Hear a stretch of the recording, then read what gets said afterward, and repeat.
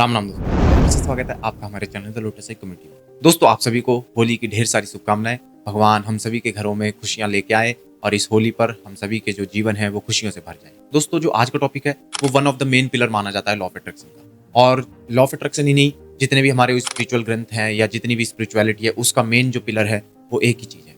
आप जानते हैं वो क्या चीज है? हाँ, वो है डिजायर, यानी कुछ मांगने की इच्छा। अब हर एक व्यक्ति के भीतर कुछ ना कुछ इच्छा होती है, वो कुछ ना कुछ मांगता रहता है। कभी किसी को कुछ चाहिए, कभी किसी को कुछ चाहिए। लेकिन क्या आप सोचते हैं कि ये डिजायर पावरफुल है या बेकार ही है?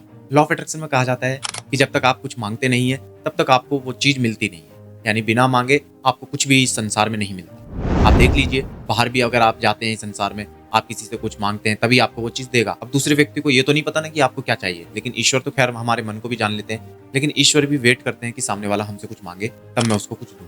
बिना मांगे ईश्वर हमें कुछ नहीं देते। ये तो रही लॉ ऑफ अट्रैक्शन की बात। अब बात करेंगे स्पिरिचुअलिटी में, मांगना या डिजायर कितना पावरफुल होता है। आपको पता है दोस्तों, स्पिरिचुअलिटी में डिजायर को ही खत्म करने की सबसे बड़ी बात कही गई है। यानी स्पिरिचुअलिटी का जो मेन मकसद है वो सारे डिजायर्स का अंत होना चाहिए। यानी जैसे ही आप सारे डिजायर्स को खत्म कर देते हैं, आप जन्म मरण के चक्र से मुक्त हो जाएंगे। अब इन्होंने डिजायर्स को बुरा क्यों माना है?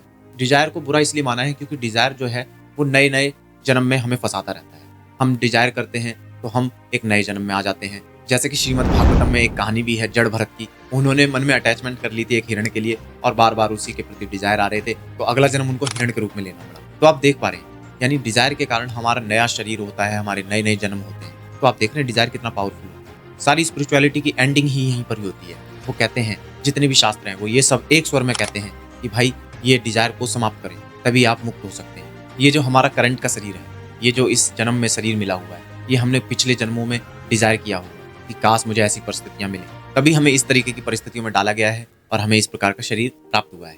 अब आप सोचिए, ये जब इतनी बड़ी बात हमने कही है कि डिजायर होना चाहिए, तो आप देखें अपने जीवन में हमारे डिजायर क्यों नहीं फुलफिल होते। स्वामी विवेकानंद जी ने एक बार बताया था कि किसी भी व्यक्ति को कोई भी डिजायर नहीं करनी चाहिए। तो क्यों ऐसा है कि उन्होंने मना किया कि किसी भी व्यक्ति को डिजायर नहीं करना चाहिए? क्या ये सारी डिजायर फुलफिल नहीं होती? नहीं, उन्होंने कहा ये सारी डिजायर फुलफिल होती हैं, बस टाइम लगता है। जैसे कि एक बीज को बोया जाता है, तो ऐसा थोड़ी है कि बीज तुरंत पेड़ बन के फल देने लग जाएगा, टाइम लगेगा ना। तो आज हमने कोई डिजायर किया तो उसमें टाइम लगेगा, कुछ समय लगेगा, और हो सकता है, डिपेंड करता है। अब जैसे कि बीज भी अलग अलग तरीके के होते हैं। किसी बीज को पेड़ बनने में 1 साल लगता है, किसी को 10 साल लगते हैं, किसी किसी को बहुत साल लगते हैं। तो ऐसे ही कोई डिजायर जल्दी फुलफिल हो जाता है, कोई लेट होता है, तो वो डिपेंड करता है। और उसमें डिपेंड बहुत सारी चीज़ों का भी होता है, जैसे कि हमारी फोकस पावर कितनी है, कितनी तीव्रता से हम कुछ मांग रहे हैं। तो इस तरीके की चीज़ों का डिजायर में बहुत ज़्यादा इंपॉर्टेंट रोल होता है। दोस्तों, अब हमने समझ लिया कि डिजायर हमारे लिए बहुत ज़्यादा इंपॉर्टेंट होता है। तो अब इसे किस तरीके से टैकल किया जाए? अब एक व्यक्ति के भीतर 1000 तरीके की डिजायर्स आती हैं, तो क्या वो सबको ही फुलफिल कर ले? जैसे एक व्यक्ति चाहता है कि मैं आईएएस भी बन जाऊं, कोई कहता है कि मैं नेता भी बन जाऊं, तो उसको जांचना पड़ेगा कि मेरे लिए कौन सी चीज बेटर है। प्रत्येक व्यक्ति में ये क्षमता होती है कि वो कोई भी काम कर सकता है, परंतु ये नहीं कि वो सारे ही काम कर लेगा एक साथ। तो इसलिए दोस्तों, आप इसको समझें और अपने डिजायर्स को जो है ना एक लिस्ट में लेके आए। आप देखिए, पहले छोटे डिजायर्स को फुलफिल कीजिए, फिर बड़े बड़े ऐसे डिजायर्स को फुलफिल कीजिए।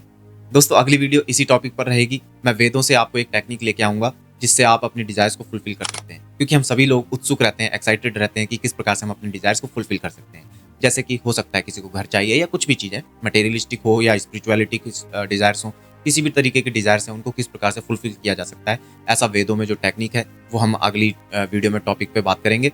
दोस्तों, उम्मीद करता हूँ आपको वीडियो पसंद आई होगी। अगर आपको वीडियो पसंद आई है तो इस वीडियो को लाइक कीजिए और अपने दोस्तों के साथ भी इस वीडियो को शेयर कीजिए और हमारे चैनल को सब्सक्राइब करना ना भूलें। मैंने देखा है आप लोग बस वीडियो देखते हैं और चैनल को सब्सक्राइब नहीं करते। आपसे रिक्वेस्ट है, चैनल को सब्सक्राइब कीजिए, जिससे कि इसी प्रकार से स्पिरिचुअलिटी और लॉ ऑफ अट्रैक्शन की जो वीडियोस हैं वो आपके सामने लेके आते रहूँ। मिलते हैं अगली वीडियो में। राम राम, हैप्पी होली।